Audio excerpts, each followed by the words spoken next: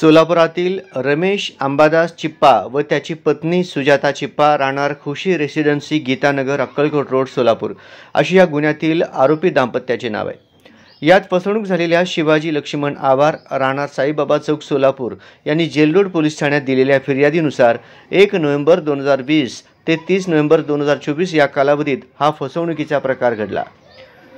भिशी चालवून आणि स्वतःच्या फायनान्स कंपनीमध्ये जास्त व्याजाचे आमिष दाखवून 132 ठेवीदारांना 2,69,19,000 रुपयांचा गंडा घातल्याप्रकरणी एका दाम्पत्याविरुद्ध सोलापुरात पोलिसांनी फसवणूक व महाराष्ट्र ठेवीदार संरक्षण कायद्याखाली गुन्हा दाखल केला आहे।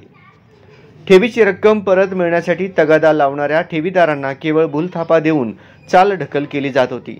ठेवीदारांनी सतत जोर लावला असता चिप्पा दाम्पत्याने आम्ही आत्महत्या करतो आणि त्यास तुम्ही सगळे ठेवीदार जबाबदार राहतील अशा धमक्या दिल्या।